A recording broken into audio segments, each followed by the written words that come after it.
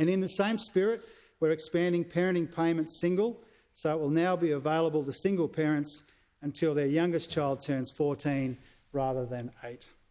Yeah. This will provide 57,000 families with an extra $176.90 per fortnight. Over 90% of these parents are single mums.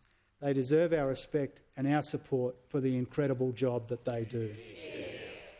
Speaker, for too long, secure, affordable housing has been out of reach for too many Australians. Tonight, to help ease the pressure on people feeling the pain of rising rents, we are increasing the maximum rates of Commonwealth rent assistance by 15%. This will provide up to $31 extra a fortnight for people renting in the private market and community housing, the largest increase in more than 30 years. But we know an essential part of the solution to pressures in the housing market is more homes for Australians. Our housing accord aims to build 1 million new well-located homes over 5 years from 2024.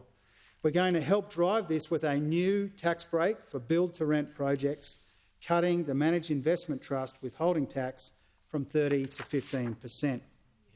And by increasing the liability cap of the National Housing Finance and Investment Corporation by $2 billion to support more lending to community housing providers.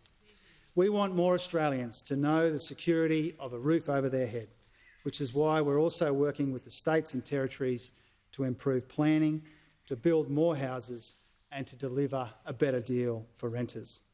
For this same reason, implementation of the $10 billion Housing Australia Future Fund is critical to build more of the social and affordable houses that our people need.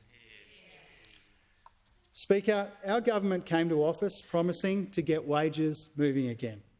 They're now growing at their fastest rate since 2012. And let's be clear, when it comes to the cost of living, fair wages for workers are not the problem, they're part of the solution. Yeah.